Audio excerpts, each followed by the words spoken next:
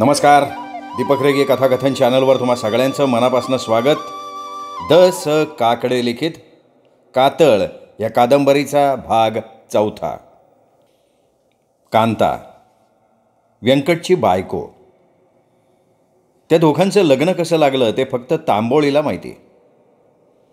त्या दोघांचा पाठलाग झेडपीवाल्या जानरावनं कसा केला ते गाडीवान नागा पवारला माहिती.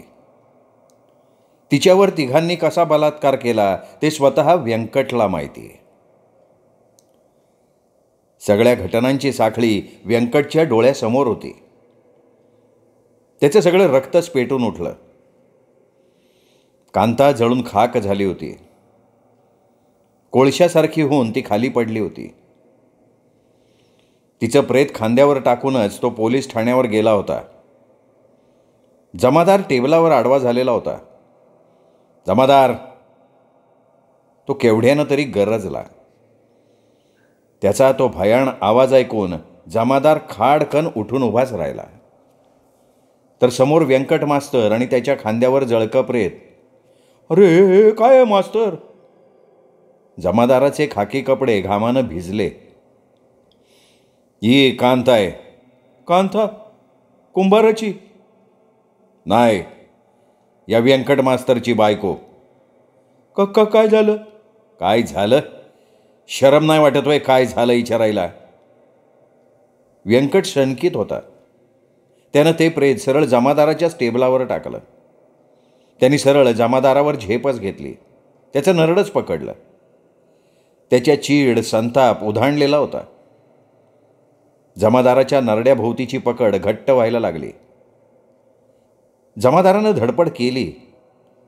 गडबड माजली आहे हे ध्यानात येताच एक हवालदार तिथे तडमडला. जमादार साहेबाचा गळा धरलेला बघताच त्यांनी आरडाओरडा केला. तसे बाकीचे पोलीस धावत आले. व्यंकटला मागे ओढलं गेलं. जमादाराची सुटका झाली. सोडा सोडा, मला सोडा तुम्ही. समद्या पोलीस खात्याचा मुडदा पाडतो मी. व्यंकटनं गर्जना केली. दोघा चौघा पोलिसांनी व्यंकटला कसाबसा पकडला. त्याला काढण्या लावून एका खोलीत कोंडला. तरी तो आतनं बंद दरवाज्यावर धडका मारत होता. पैलवानी शरीराचा व्यंकट. त्याच्या अंगात बळ होतं, पण त्या बळाची जगानं शेणमाती करायचं ठरवलेलं दिसत होतं. जमादार साहेब, आता काय करायचं? हे प्रेत कोणाच आहे? अरे हे प्रेत कांताचं आहे. जाळून घेतलं तिने. म्हणजे? माझं डोकंच आऊट व्हायला लागलंय. काय घडलं हे? माझं ऐका, फौजदाराला फोन लावा. ही बातमी द्या, नाही तर ते रागावतीन. एक अनुभवी पोलीस बोलला. जमादारानं लगेच तालुका पोलीस ठाण्याला रिंग फिरवली. व्यंकट मास्तरच्या कांतानं जाळून घेतलं असून व्यंकट मास्तरनं ते प्रेत पोलीस ठाण्यात आणून टाकल्याचं जमादारांनी सांगितलं. फौजदारांनी कपाळावर हात मारून घेतला. हे घडलं कसं? कांत्यानं आत्महत्या करावी का आणि कशासाठी? फौजदार कर्तव्य तत्पर होते.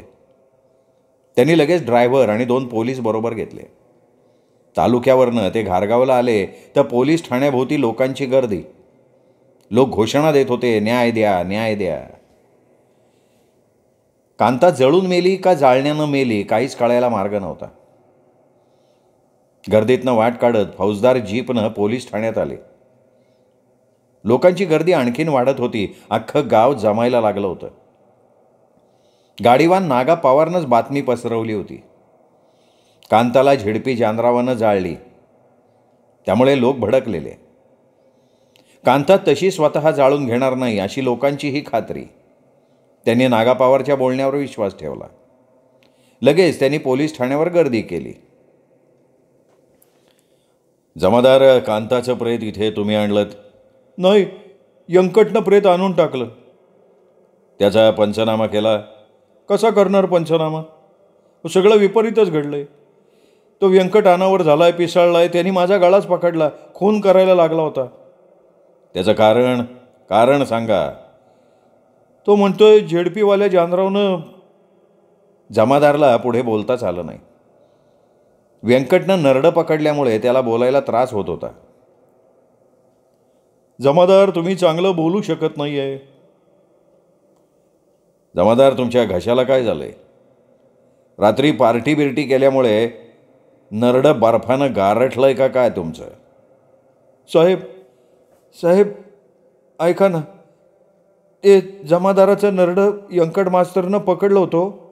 आम्ही दोघा चौघांनी जमादारांना सोडवलं नसतं तर बहुतेक त्यांचाच पंचनामा करायला लागला असता. मतलब? म्हणजे व्यंकटनं जमादारांना ठार मारण्याचा प्रयत्न केला? वय ना. जमादार, ही गोष्ट खरी आहे? सगळे पोलीस सांगतायत की. तुम्हाला तोंड आहे का नाही? हो, खरं आहे ते. हा कधीचा प्रकार आहे? सकाळी रामपारातला. काय घडलं ते सांगा. बाहेर लोकांना सुद्धा तोंड द्यावं लागणार आहे. व्यंकट मास्तर कांताचं जळालेलं प्रेत घेऊन पोलीस ठाण्यावाला. त्यांनी ते प्रेत माझ्या टेबलवर टाकलं आणि माझं नरडं पकडलं. नरडं पकडण्याचं कारण? ते मी कसं सांगणार. कुठं आहे तो? त्याला दोराच्या काड्या लावून खोलीत बंद करून टाकलाय. त्याला मारहाण केलीत? नाही हो, फक्त काढण्या लावताना त्याला 2-4 हात बसले असतील एवढंच, बाकी काही नाही. फौजदारांना सगळी कल्पना आली. कांता जळून गेली हे व्यंकट सहन करू शकलेला नाही. जमादार, व्यंकट मास्तरला माझ्यासमोर आणा. कोण, मी? नाही साहेब, मला नका सांगू. तो माझ्यावर फारच नाराज आहे. फौजदार स्वतः उठले. त्यांनी हातात काठी किंवा छडी घेतली नाही. ते तसेच त्या रूमकडे गेले. व्यंकट आतनं दारावर धडका देत होता. फौजदारांनी दार उघडलं तर समोर रक्तात न्हालेला व्यंकट. त्याचं मस्तक दारावर धडका घेऊन फुटलं होतं. ते रक्त सगळ्या अंगावर निथळलं होतं. त्याच्या गळ्यात फुलमाळ असती तर तो देवीला बळी दिलेला नर आहे असंच कुणीही म्हटलं असतं. दार उघडताच वावधानागत व्यंकट बाहेर आला. त्याच्या पायात वेग होता. तो धावतच जाणार तर फौजदारानं त्याच्या कमरेला मिठी घातली. फौजदार, सोडा मला. मास्तर, शांत व्हा. शांत व्हा मास्तर. शांत हो? कसं शांत हो? नाही जमणार. मी त्या राकेशाचं नरडं फोडणार. कोण राकेश? तो तुमचा जमादार. म्हणजे आमच्या जमादारानं काय केलं? त्यांनी राज्याला झेडपीवाले जानराव कोठडीतनं सोडले. काय? जमादार काय म्हणतायत मास्तर? साहेब झूट आहे. साहेब झूट आहे फौजदार साहेब. जानराव कोठडीच्या बाहेर सोडले नाहीत. तुमचा गैरसमज होतोय. मग कांता माझ्या सामने बलात्कार कोणी केला सांगा ना. हे बघा, ते जानराव नव्हतं. जानराव रातभर कोठडीचं ते बघा अजून. मास्तर, जमादार साहेबांना मी तसा हुकूम दिला होता आणि त्याचप्रमाणे ते वागले असतील. मला सांगितल्याशिवाय जमादार असं करणार नाहीत. फौजदार साहेब, जामदारामुळं घाट झाला हो. त्यांनी रात्री जानरावाला सोडलं. जानराव 2 गुंड घेऊन आले. माझ्या घराचं दार त्यांनी फोडलं. चला घरी बघा समद. तिथं माझ्या सामने कंदिलाच्या उजेडात जानरावांनी कांतावर बलात्कार केला. त्यांनी एकट्यानं नाही तर आणखीन 2 गुंड बी त्यांनी आणले होते. कांता जळाली कशी? फौजदार साहेब, कांता तो बलात्कार नाही सहन करू शकली. तिने घेतलं स्वतःला पेटवून. मी तिला इजवाय गेलो तर माझ्यापासून लांब बाहेर पेटतच पळाली आणि अखेर तिचा असा कोळसा झाला बघा. फौजदाराच्या मस्तकातच जाळ झाला. व्यंकट मास्तर पवित्र पेशातला, तो खोटं बोलणार नाही. जमादारावर अविश्वास दाखवायचा कसा हा प्रश्न होताच. ते तसेच व्यंकटला घेऊन पोलीस कोठडीकडे गेले. त्यांनी झेडपीवाल्या जानरावांकडे बघितलं. जानराव कोठडीत घोरत पडले होते. जगात काय घडलंय याचा त्यांना पत्ताच नव्हता. कोठडीचं दार उघडून फौजदार आत गेले. त्यांनी व्यंकटला बाहेर ठेवलं. व्यंकट जानरावांचं काय करेल याचा भरवसा नव्हता. जानराव जरा धुंदीतच झोपलेले दिसत होते. फौजदार खाली वाकले. जानरावांच्या तोंडाचा वास घेतला. त्यांच्या तोंडाला मद्याचा वास येत होता. फौजदारांनी त्यांचे खिसे चाचपले. खादी शर्टाच्या खिशात त्यांना चपटी बाटली मिळाली. चांगली फॉरेन मेकची व्हिस्की होती.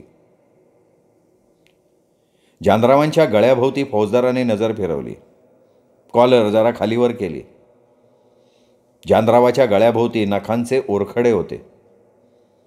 त्यांचं धोतर गुडघ्याजवळ फाटलेलं होतं. त्यांचे अंगावरचे कालचे कडक इस्त्रीचे कपडे पार विस्कटलेले आणि मळके झालेले दिसत होते. त्यांचं धोतरसुद्धा त्यांनी बारकाईनं बघितलं त्यावर अनेक डाग पडलेले दिसत होते. फौजदार बाहेर आले. त्यांनी व्यंकटला हलकेच थोपटलं. व्यंकट मास्तर, मी तुमच्या पाठीशी आहे. तुम्हाला मी न्याय मिळवून देतो.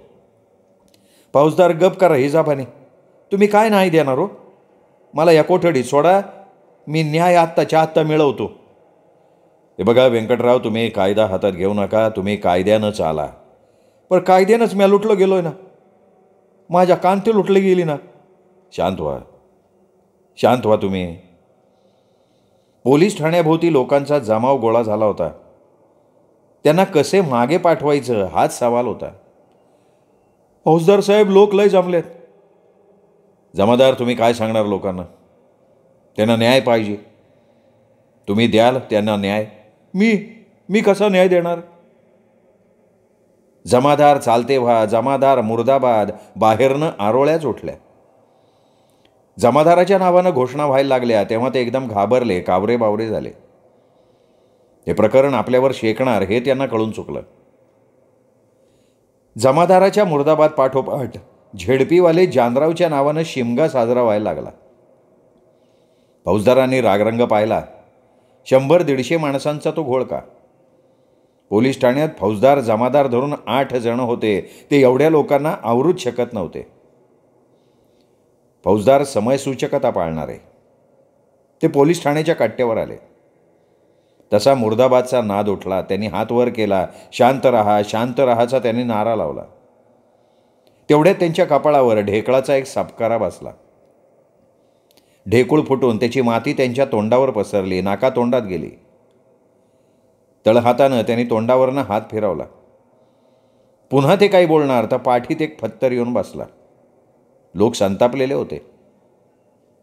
कुंभाराच्या कांतानं स्वतःला जाळून घेतलं याचं कारण ते होतं. लोक हो, मला तुमच्याशी बोलायचं आहे. मला थोडं बोलू द्याल? बास करा तुमची पादनीशी. गावचा मांगाचा डिक्या पुढे येत बोलला. काय झालं बाबा? कांतानं का जाळून घेतलं? अरे त्याची चौकशी करायला मी आलोय ना. काल पण तुम्ही जानरावच्या जीपच्या अपघाताच्या चौकशीला आलता की. अपघात का झाला? तर ही कांता. आता ती कांता सावताला जाळून घेती. का जाळून घेती? तर त्याला कारण झेडपीवाला जानरावाचे. त्यांनी तिच्यावर बलात्कार केला असेल. तशी ती आत्महत्या करणाऱ्यातली नाही. मांगाच्या डिक्याच्या त्या बोलण्यानं लोकात आणखी ठिणगीच पडली आणि मग एकच गोंधळ उडाला.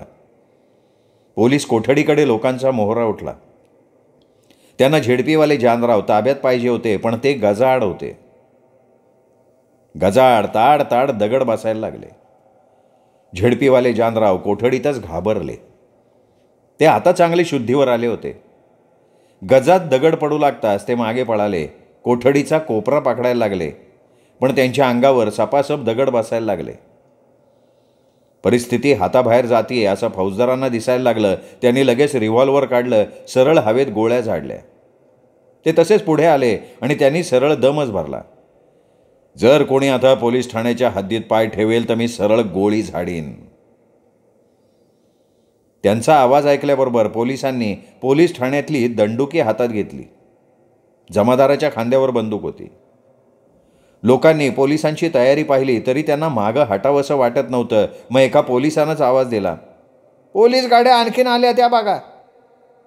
खरोखर एक निळी गाडी आली. फौजदारांच्या फोनचा तो उपयोग होता. गाडी पोलीस ठाण्यापुढे येताच आतनं धाड धाड पोलीस बंदुका घेऊन खाली उतरले. तसे लोक घाबरले. त्यांना आपापला जीव वाचवण्यासाठी तिथनं पळून जाणं भाग होतं. ते तसेच मागे झाले. फौजदारांनी सुटकेचा निश्वास टाकला. खिशातनं रुमाल काढून त्यांनी मातीनं माखलेला आपला चेहरा स्वच्छ केला. मग ते बेसिनकडे गेले. त्यांनी आपल्या चेहऱ्यावर पाणी मारलं. डोळ्यात माती जाऊन डोळे चुरचुरत होते. तरी नशीब गाडी आल्यामुळे लोक मागे पळाले होते. गाडी आली नसती तर कमरेचं रिव्हॉल्वर असं किती काम करणार होतं? त्यात एखाद्याचा मुर्दा पडला असता. पण मग जो काही गोंधळ उडाला असता तो न भूतो न भविष्यती असा ठरला असता. काय सांगावं, 10-5 गावातले लोक पण मग पोलीस ठाण्यावर चालून आले असते. त्यांना आवरणं फार कठीण काम झालं असतं. पोलिसांच्या निळ्या गाडीतले पोलीस ठाण्यापुढे उभे राहिले. त्यांच्या हातात बंदुका होत्या. पोलीस ठाण्यावर दगडफेक होऊ नये, लोकांनी खूप अंतरावर जावं यासाठी पोलिसांची पलटणच बंदुका घेऊन उभी राहिली होती. फौजदारांनी पोलीस ठाण्यापुढे उभ्या असणाऱ्या नव्या पोलीस फोर्सवरनं नजर टाकली. सगळे जवान होते. आता त्यांना संतापलेल्या गावकऱ्यांची फिकीर नव्हती, पण मूळ दुखण्यावर उतारा शोधणं भाग होतं. फौजदार, आता पुढं काय करणार तुम्ही? व्यंकटनं विचारलं. पोलीस फोर्स आलाय. नाही, पोलीस फोर्सनं काय करणार तुम्ही? व्यंकट मास्तर, तुम्हाला जे काही म्हणायचं आहे, तुम्हाला जी काही तक्रार करायची आहे ती मला सविस्तर लिहून द्या. तुमच्या तक्रार अर्जाप्रमाणे त्यात जे जे सत्य असेल ते मी स्वीकारण्याचा प्रयत्न करीन आणि त्याप्रमाणे तपास करीन. तुमच्या जमादार साहेबाच्या विरुद्ध पहिली तक्रार आहे. कोणती? त्यांनी कोठडीतनं झेडपीवाले जानराव कसे सोडले हा सवाल आहे. म्हणजे त्यांनी जानरावला सोडल्या बिगर जानराव माझ्या घरात रातचं गुंड घेऊन कसा काय येऊ शकन? नाही, पण जमादारांचा रिपोर्ट आहे की झेडपीवाले जानराव कोठडीच्या बाहेर गेलेच नाहीत. ते जे कोठडीत बंद झाले ते बाहेर आलेच नाहीत. नाही, मग असं असेल तर आमदार जानरावांना मला भेटलं पाहिजे जाऊन. आमदारांना कशासाठी मध्ये घेत आहे? आता विधानसभा परवापासून सुरू होती. त्यांना माझी केस सांगतो. ते विधानसभेत मुख्यमंत्र्यापर्यंत नेतील प्रकरण. गृहराज्यमंत्र्यांना धारवर धरतील. समद्या महाराष्ट्रात प्रकरण गाजू द्या की. अच्छा, म्हणजे तुम्हाला प्रसिद्धी पाहिजे असं सांगा की. फौजदार, ही प्रसिद्धी नाही हो, ही बदनामी आहे माझ्या आबरूची, माझ्या पवित्र कांताच्या देहाची. तुमच्या पोलीस खात्याला जर या प्रकरणाची चाड नसेल तर मग मला आमदार जानरावांना भेटायलाच पाहिजे. त्यांच्या हातात झेडपीवाल्या जानरावचं प्रकरण दिलं तर ते डोळ्यात तेल घालून काम करतील. कारण शेवटी ती राजकारणी माणसं. दोघं एकमेकाच्या विरुद्धच आहेत. दोघं बी नावाचं जानराव, पण एक जानराव विधानसभेचं, दुसरं जानराव झेडपीचं. दोघांचं साप मुंगसाचं वैर आहे. विधानसभेचे जानराव बोलून चालून आमदार. ते डायरेक्ट मुख्यमंत्र्यांना भेटू शकत होते. ते विधानसभेत कुठलाही ज्वलंत प्रश्न उपस्थित करू शकत होते. त्यांचं नाव ऐकताच फौजदारांनी जमादाराकडे बघितलं. जमादार, व्यंकट मास्तर काय म्हणताय ते तुम्ही ऐकलंच आहे. तुम्ही काय उत्तर देणार बघा आता.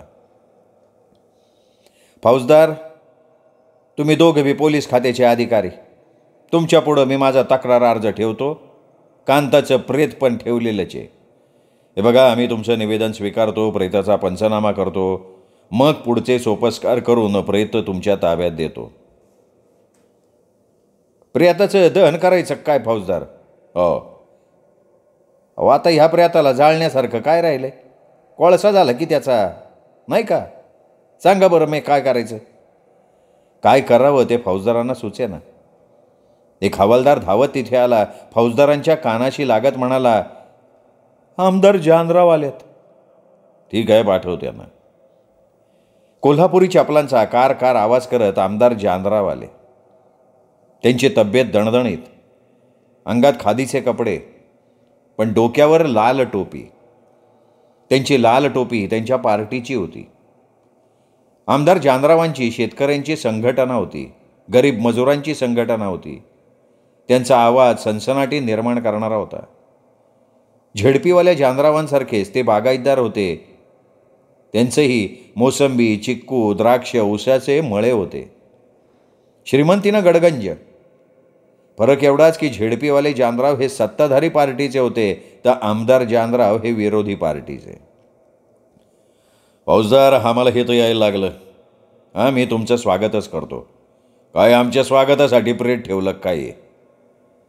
आमदार जानराव विरोधी पार्टीच्या लीडरसारखे वर्दळीवरच आले. नाही बघा, त्याचं असं आहे.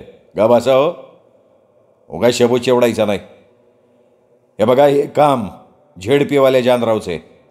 त्यांनी बलात्कार केलाय कुंभाराच्या कांतावर. नाही, पण त्याला पुरावा काय? फौजदार कायद्यावर बोट ठेवायला लागले. तुमचं थोबाड फोडल्यावर तुम्हाला पुरावा धावतो. आमदार, अरे या जमादाराला कोल्हापुरी चपलीने हाणला पाहिजे. भडव्यानं राज्याला 1,000ची लाच खाल्ली या झेडपीवाल्याची. 1,000साठी हा तुमच्या पोलीस खात्याला फितूर झाला. जमादार, आमदार काय म्हणतायत? म्हणजे तुम्ही 1,000 रुपये घेऊन रात्री झेडपीवाल्या जानरावाला सोडलं होतं? होय साहेब. जमादारानं मुंडी हलवली. काय म्हणताय तुम्ही? फौजदार उसळला. अरे पण का सोडलं का त्याला तू? आमदारांनी डरकाळी फोडली. दोघांच्या त्या आवाजानं जमादार भुईसपाट झाला. त्याला शब्दच जुळवता येईनात. फौजदार, या झेडपीवाल्या जानरावनं ह्या तुमच्या पोलीस कोठडीतनं 4 तासांसाठी सुटका करून घेतली. बरोबर? हा, बरोबर आहे तुमचं. 1,000 रुपये दिले, 4 तासासाठी सुटका करून घेतली आणि मग त्या राक्षसानं 2 गुंड घेऊन व्यंकट मास्तरच्या घराचं दार मोडलंय. व्यंकट मास्तरच्या डोळ्यासामनी झेडपीवाला आणि आणखीन 2 गुंड यांनी बलात्कार केला त्या कांताव आणि मग पुन्हा तो कोठडीत रुजू झालाय. त्याचे ते 2 गुंड फरारी झालेत आणि तो बलात्कार सहन न होऊन कांताने जाळून घेतलंय स्वतःला. आता फौजदाराला सगळी लिंक लागली. जमादारानं 1,000 रुपये 4 तासांसाठी घेतले, पण त्याचा परिणाम किती भयानक झालाय याची कल्पना येताच त्यांना लोकांनी आणलेला मोर्चाच आठवला. पोलीस पार्टी हजर झाली नसती तर? आमदार, या जमादारांना मी DSP साहेबांसमोर हजर करतो. याला नोकरीतनं लाथ मारून हाकलून देतो. नालायक आहे आज साला. नाही, ते झालं या जमादाराचं. हो, झेडपीवाल्याचं काय? त्याच्यावर मी आरोपपत्र ठेवतो बलात्काराचं. आणि साक्ष कोणाकोणाची? व्यंकट मास्तरांशिवाय साक्ष कोणाचीच नाही. त्यांनी एकट्यानेच हा प्रत्यक्ष बघितलेला प्रकार आहे. आमदार राव, सर्जा बी आहे की साक्षीला? कोण आहे हा सर्जा? सर्जा म्हणजे कांताचा धाकटा भाऊ. तो त्यावेळी जागाच होता, पर ते बघितलं समजा आणि त्यो बेशूद पाडलाय. मग बरीच वादावादी झाली. आमदार जानरावनं फौजदारांची तासमपट्टी काढली. आपल्या ड्युटीत गोंधळ घातला. जमादार ड्युटीतनं हाकलला जाणार. कितीतरी बातम्या गावात ताबडतोब गेल्या. फौजदार, परवापासनं विधानसभा भरणार आहे. त्या अधिवेशनात आम्ही काय तुम्हाला सोडत नाही. मुख्यमंत्रीसुद्धा आम्ही हलवून टाकू. चालं, हे गरिबाचं राज्यच नाही. समधे माजलेल्या बोकडाची अवलाद. यांच्या सरळ नासाच तोडून टाकायला पाहिजे. त्या बिगर यांच्या वासनेची वळवळ थांबणार नाही. आमदार जानराव विरोधी पार्टीचा जालिम गडी. त्यांच्या धारदार शब्दांपुढे कुऱ्हाडीची धार काहीच नाही. मोर्चा, सत्याग्रह याला पण खूप तडका. धडक मोर्चा काढला की DSP सुद्धा लटालटा कापायचा. धडकीच्या वळूसारखा आमदारांचा धडक मोर्चा असायचा. मागे सरणं माहीतच नाही. झेडपीवाले जानराव सत्ताधारी पार्टीवाले. पैसा गोळा करणं त्यांना माहिती. शुगर फॅक्टरी, दूध डेअरी, जिल्हा सहकारी बँक हे त्यांचे सत्ता खेळण्याचे अड्डे. तिथेच त्यांनी सगळी माया गोळा केली होती. त्यांच्याजवळ वक्तृत्व नव्हतं, सभा जिंकण्याची कला नव्हती, पण समोरच्याला बाद कसं करायचं हे त्यांना माहिती. म्हणून तर आमदारकीला 4दा पडूनसुद्धा आमदार जानरावला इस्टेटीबाबत भारीच होतं. झेडपीचा साधा मेंबर असूनसुद्धा जिल्हा राजकारण त्यांनी हलवलं होतं. आमदार जानरावाच्या सभा गाजत होत्या, पण बोलून चालून ते विरोधी पार्टीवाले. गेंड्याच्या कातडीच्या सरकारला त्याचं काय? आमदार जानरावांनी त्या प्रकरणात जान आणता चक्र घराघरा फिरली. व्यंकट मास्तरच्या ताब्यात कांताचं प्रेत मिळालं. गावाच्या नदीकाठावर कांताचा अंत्यविधी पार पडला. प्रेतयात्रेला सगळा गाव हजर होता. आमदार जानराव त्यावेळी जातीनं हजर होते.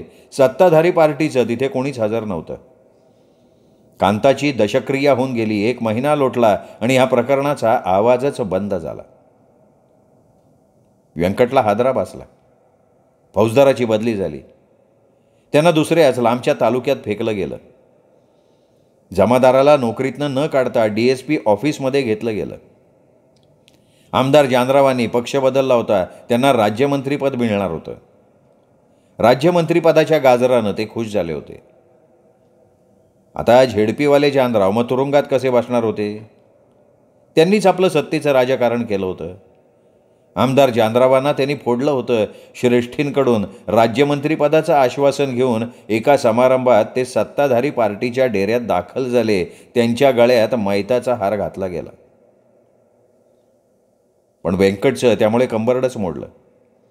आता त्याला कोणाचीच साथ राहिली नाही. त्याने DSP ऑफिससमोर उपोषण करण्याची धमकी दिली, पण त्या धमकीचा काहीही उपयोग झाला नाही. नवीन फौजदार आणि जमादारांनी त्याला सरळ गप्प बसण्याचा सल्ला दिला. व्यंकट जिद्दी होता. न्याय मागण्यासाठी तो वरपर्यंत गेला. त्यांनी सगळ्यांचे दरवाजे ठोठावले. एक दिवस तो घरात असताना त्याच्या हातात शिक्षण खात्याचं लेटर पडलं. ते रजिस्टर लेटर होतं. त्यात त्याच्या बदलीचा हुकूम होता. ज्या गावात एकही मास्तरडा टिकत नव्हता अशा गावात त्याची बदली झाली होती. गाव होतं तसं छोटंसंच, आदिवासी लोकांची वस्ती असलेलं. हातात बदलीचा हुकूम मिळताच त्यांनी स्वतःच्या थोबाडीत मारून घेतली. यापेक्षा तो जास्त काय करू शकत होता? त्यात बदली कधी तर फेब्रुवारी महिन्यात. वर्ष संपायला 3च महिने शिल्लक असताना. मार्चच्या शेवटच्या आठवड्यात परीक्षा पोरांच्या, पण बदली. व्यंकट मास्तरला न्याय न मिळता त्यालाच काळ्या पाण्यावर पाठवलं म्हणून हेडमास्तर, मास्तरणी सगळ्यांनी दात काढले. पण त्याच्याच मनानं बंड केलं. तू ह्या सगळ्यांच्या जगात माणसासारखं वागून माणसासारखी वागणूक मिळत नाही. त्यासाठी क्रूर पशु झालेलं चांगलं. इथे आपल्याला न्याय मिळत नाही तर आपण तरी दुसऱ्याला का आणि कशासाठी न्याय द्यायचा? म्हणूनच त्यानं हातमोडक्या सर्जाला सरळ सुनावलं. हे बघे कार्ट्या, तुला जिकडं जायचं तिकडं चालू पड. माझ्या मागं तुझी पिढा नको. तू खा नाही तर उपाशी मर, नाही तर कुत्र्याच्या मौतीनं मर. बाड बिस्तरा सगळा पेटवूनच व्यंकट नोकरीच्या गावी सड्या फटिंगासारखा आला. फक्त अंगावरच्या कपड्यांसकट बाकी काहीही त्याच्यासोबत नव्हतं. लमणांचा तांडा गावात कुठेतरी माळरानावर उन्हा पावसात वाऱ्या वादळात उतरतो तसाच तो गावात उगवला. बोट बोट वाढलेली दाढी आणि मिशा, टोपीखाली केसांचं वाढलेलं टोपलं, अंगावरचे कसेबसे घातलेले कळकट्ट मळकट्ट कपडे, डोळे लाल गंजेगत तांबडे भडक, दाताला कधी मशेरी माहीत नसल्यानं पिवळे हडक दिसत असलेले दात, पायात पायताणाचा पत्ताच नाही. डोंगर दऱ्याचं गाव. जिकडे बघावं तिकडे डोंगरच डोंगर. डोंगराच्या अंगावर जंगली झाडं. डोंगर भाग असल्यामुळे नदी चांगली जाणती. नदीच्या पात्रात गोटेच गोटे. त्या गोट्या गोट्यांवरनं पाय देत व्यंकट चालत होता. पायात काहीच नसल्यामुळे पाय हुळहुळे होत होते. त्याचं नोकरीचं पहिलं गाव घारगाव. त्याचं स्वतःचं गाव आंबेदुमाला. तो आपला स्वतःच्या गावापासून दूर दूर जात होता. घारगावात कुंभाराची कांता भेटली तेव्हा काहीतरी हिरवळ निर्माण झाली होती, पण ती हिरवळ पार करपून गेली होती. आंबेदुमाला, घारगाव ही गावं तशी पुणे नाशिक रोडला लागून तरी होती, पण त्याला आत्ता भेटलेलं नवं गाव हे पुणे नाशिक रोडपासून कितीतरी आत पूर्व बाजूला होतं. माहुल फाट्यावर उतरून तो तिथनं पायी पायी निघाला. तो कोणी अंमलदार नसल्यामुळे त्याला न्यायला गावच्या पोलीस पाटलाची खटारा गाडी किंवा त्यांचं घोडंही आलेलं नव्हतं. तो रस्त्याला लागला तेव्हा त्याला सुखही नव्हतं आणि दुःखही नव्हतं. स्वतःचं प्रेत खांद्यावर टाकूनच तो निघाला. जगण्यात काही राम वाटत नव्हता. त्याला मरावंसं वाटत होतं. 2 वेळा त्यानं कांता गेल्यावर मरण्याचा प्रयत्न केला.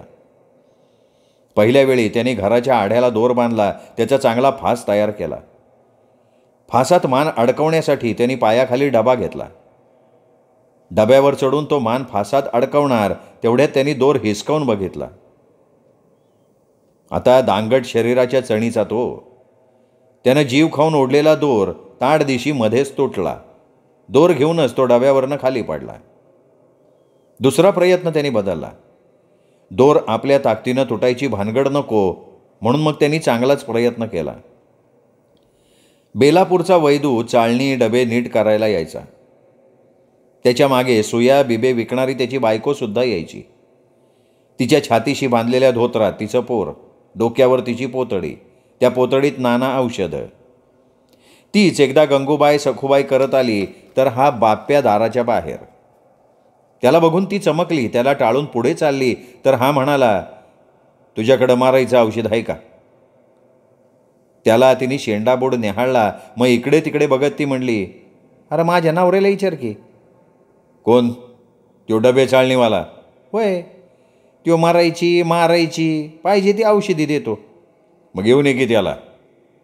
त्याला स्वतःला पुढे जायचं नव्हतं.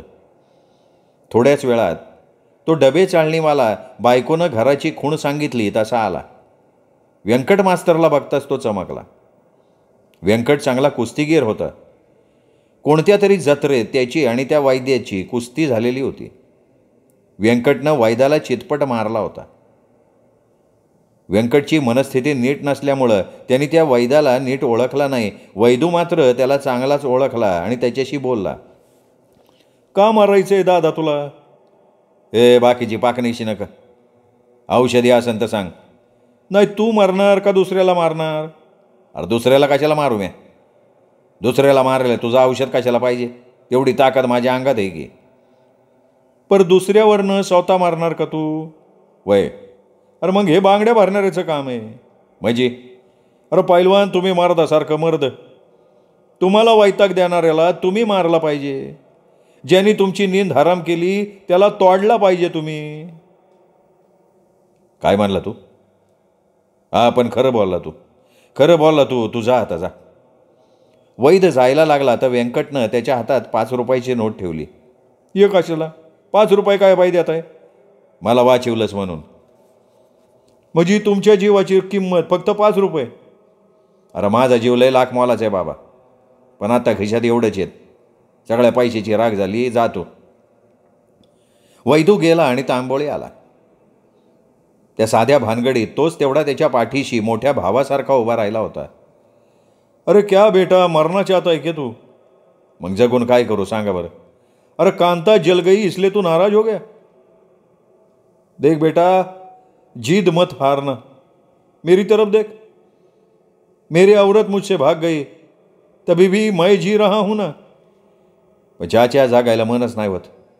त्या आरामजाद्या जानरावनं मला तर वाटतं ना त्याचा खूनच करावा. बेटा बराबर है, उसका खून ही करना पड़ेगा, लेकिन बाद में क्या फांसी का फंदा तो है. तू अटक जाएगा, जेल में बंद होना पड़ेगा तेरे को. मग त्याच्या मनाचा काही निर्णयच झाला नाही. उगाच तो मनाशी तडफडत राहिला.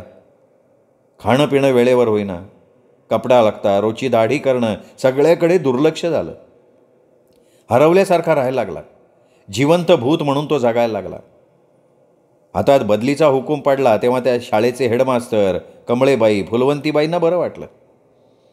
त्याच्या जागी झेडपीवाल्या जानरावांना पाहिजे असलेल्या अनमॅरिड जोशीबाई येणार होत्या. सगळं काही डोळ्यांच्या समोर होतं. तांबोळी चाचा, सरजा, गाडीवान, नागा पवार, आमदार जानराव, झेडपीवाले जानराव, जळून कोळसा झालेली कांता. नोकरीच्या गावात तो आला तेव्हा जरा हादरला. ती छोटीशी वाडी होती, एक शिक्षकी शाळा असलेली. तसं त्याच्या बदलीच्या हुकुमात टेकाडवाडी लिहिलं होतं, पण टेकाडवाडी नाव गावाचं असलं तरी ती वाडी नसेल, चांगलं गाव असेल असं त्याला वाटत होतं. पण खरं तर ती प्रत्यक्षात वाडीच होती. जणू त्याला तिथे काळ्या पाण्याची शिक्षा भोगायला पाठवलेलं होतं. नदीच्या वाळवंटातले गोटे ओलांडून तो पायवाट्याने आला तर भलं थोरलं मेंढराचं खांड. घोंगडीचा घोळ डोक्यात अडकून एक धनगर उभा होता. त्याच्या डाव्या हातात चांदीचं कडं होतं. पायाला लाल जर्द जोडे, अंगात पैरण आणि कमरेला लंगोटी. त्याची बायको जाडी भाडी इरकल नेसून मेंढेच्या दुसऱ्या टोकाला उभी होती. कोण गाव म्हणायचं पाहुणं? धनगरानं तंबाखू काढत विचारलं. म्या पाहुणा आहे लय लांबचा. नाही, पण लांबचे कुठले? सांगा बरं तुम्हीच. व्यंकटला काहीही बोलायची इच्छाच नव्हती. नाही, तुम्ही असाल तिकडं पार बदगी बेलापूरचं, नाही तर ढोळसनं खारगावचं. हा, खरं आहे तुमचं, तिकडचा जे मी. तंबाखू बिंबाखू काय खाता का नाही? नाही, म्या खात नाही, पण आता खाईन म्हणतो. मग देऊ काय तंबाखू? द्या की. व्यंकटनं हात पुढे पसरला. धनगरानं डोईची खोळीची घोंगडी खाली अंथरली, घोंगडीवर तो टेकला. त्याला घोंगडी आवश्यक होती, कारण त्याच्या कमरेला फक्त 2 बोटाची लंगोटी होती. त्याच्या धोत्राची भर घोंगडीनं काढली होती. हे बघून व्यंकटला गंमत वाटली. पण घोंगडी होती चारबाट. उघड्या अंगाला काट्यावर बसल्यासारखं वाटत होतं. पण धनगराला त्याची सवय असावी. अरे धनगरा, तू धोतर का नाही नेसत? बापजाद्यांनी सांगून ठेवलंय. काय सांगून ठेवले? अंगात भली मोठी पैरण घाला आणि खाली नागडा. अरे नागडा कुठं आहे? हाय की लंगोटी. अरे धनगरा, ही लंगोटी असली काय नसली काय? दिसायचं ते दिसतंचे. नाही, तुम्ही बोलताय हे पटत नाही बरं का. धनगरा, राग नको येऊ देऊ. अरे मी बी धनगराचे, पण माझे कपडे बघ, मी नेसलोय का लंगोटी? धनगरानं व्यंकटच्या तळहातावर चिमूटभर तंबाखू ठेवली. डबीतला वाळलेला चुनाही खड्यानं टोकरून त्याने व्यंकटच्या तंबाखूत सोडला. व्यंकटला तंबाखू चोळायची माहितीच नव्हती, तरी तो तंबाखू बोटानं चोळायला लागला. पाहुणं, तंबाखू जपून धरा. हा पावळा आहे, पावळा. पावळा? पावळा म्हणजे? अहो तुम्ही धनगर आहे का न्हावी आहे म्हणजे? धनगर म्हणल्यावर तंबाखू हातात पाडतात समजायला पाहिजे. आपण तंबाखू कोणच्या घरची खातोय? धनगर निसता मेंढ्यावाला नाही तर आपल्यात बी शेती करणार आहेत की. आता मी हा शेतीवालाच की. आम्हाला बी मेंढ्या आहेत, पण त्या चुलत्याकडं. आम्ही नेसतं साडाफटिंग. संसारात मनच नाही माझं. ते दिसतंय की अवतारावरनं. अंगात कापडं बी घातली नाही पाहिजेत तुम्ही म्हणजे? तुमच्या अंगावर फाटकी कापडं, पायात पायतान बी नाही, डोक्याची टोपी बघितली का? दाढी मिशा किती वाढल्या आहेत. कोण म्हणाल दरवेशी आला काय? तुमचा अस्वल कुठे? मी म्हणतो, अहो तुम्ही आईने तोंड तरी बघा. आता आईनं आणायचं तरी कुठनं? धनगरानं आपल्या पैरणीच्या खिशात हात घातला आणि एक भिंगाची आरशी बाहेर काढली. गोलाकार भिंगाचा तो आईना. व्यंकटनं त्यात आपला मुखडा बघितला. कसा दिसतोय मुखडा तुमचा? वाटतो का नाही मुखडा जलम ठेपीचे कैद्यागत? मला तर तुम्ही जलम ठेपीचे कैदीच वाटतंय बघा. हे ऐकलं आणि व्यंकटला जरा लागलंच ते. पण दुसऱ्या अर्थानं ती बदली म्हणजे जन्मठेपीची शिक्षाच होती. त्या लायकीचा तो कैदी वाटत होताच. व्यंकटनं तोंडात तंबाखू टाकली, पण तंबाखूची गोळी त्याला दाढेला नीट धरता येईना.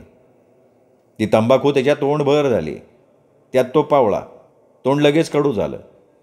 आपल्याला हा कडवटपणा सोसणार नाही हे ध्यानात येऊन तो लगेच थुंकायला लागला. अरे काय पाहुणं, लगेच थुकायला लागला वय? थुकायलाच पाहिजे ना, नाही तर मला लवारी यायची. पण खाऊन माजावं, टाकून माजू नाही. तुमचं खरं आहे, पण यातला नौका गडी आहे मी. अजून मी तंबाखू कधी खाल्लेलीच नव्हती. काय सांगताय? मग चिलीम फुकत नसाल, गांजा बिंजा तुम्हाला काही माहीतच नसन. धनगरा, मी आज समज शिकणार आहे. ही जिंदगी आता अशीच घालवायची. मस्त चांगला वागलो मी, पण काय भेटलं मला? काय बी नाही. धनगर सगळं ऐकत होता. तोच त्याचा कुत्रा त्याला लांबणं येताना दिसला. तसा धनगर घोंगडीवरनं ताटकन उठला. त्याला हातवारे करत ओरडायला लागला, बांड्या बांड्या यू. बांड्या शेपटी हलवत आला. बांड्या तसा धावत आला, पण त्याच्या अंगात ताकद नव्हती. लहाका टाकत तो आला. बांड्या बराच तोडलेला दिसत होता. त्याच्या गळ्यातला पट्टासुद्धा नाहीसा झालेला दिसत होता. उजव्या कानाचा तुकडा तुटून लोंबकळत होता. बांड्या गाढवीच्या, काय तुझी दशा? धनगराची बायको जवळ आली. तिने बांड्याला आपल्या कमरेची भाकरी सोडून घातली. पुढे भाकर पाडताच बांड्या खाली भाकरीवर तुटून पडला. आधाशासारखा भाकरी खात होता. अरे धनगरा, कुत्र्याला काय उपाशी ठेवला होता काय? उपाशी नाही, वा फाडला होता. लागला होता कुत्रीच्या मागं. त्या आईला या जनावराच्या बी. या कुत्र्यांचा सीझन भादव्याचा, पर ती बी आत्ता माणसाळली. त्यांना बी आता नाही टाईम, नाही टेबल त्यांचं कसलं. अक्षी माणसागत वाया गेली बघा. धनगराची बायको भाकरी टाकून मेंढ्याच्या दुसऱ्या टोकाला गेली. बांड्याला धनगर हातानं भाकरी भरवत राहिला. तो वैदू आपला चाललेला. वैदूला बघता धनगरानं त्याला हाक मारली. वैदू आला. त्याच्या खांद्यावर काठी होती आणि काठीच्या टोकाला औषधाचं बाचकं लटकावलं होतं. बोला धनगर दादा. हे बघ, हे माझं कुत्रं दिसतंय. त्याचं काय करायचं तू सांगतो का? मेंढ्यांचा वाडा सोडून जाते का? कुत्र्या मागं लागत असेल तर तसं सांगा. त्याचं कुत्र्या मागं लागणं बंद करून टाकू. कुत्री मागं लागायचा त्याचा नाद पार काढूनच टाकतो. अरे तुझा सल्ला दे की वैदू महाराज. हे बघ, याला खच्ची करायला पाहिजे. म्हणजे तो मेंढ्यांचा वाडा सोडायचा नाही, तुम्हाला सोडायचा नाही, चांगला इमानात राहीन. माणसागत कोणा बी वासना धरायचा नाही हो. बरं झालं सांगितलं. आता तू ह्या कुत्र्याचं काय करायचं ते करून टाक. त्याचा मोतूर करायचा का लगीन करायचं तूच कर. सांगाय काय नकोच बघा.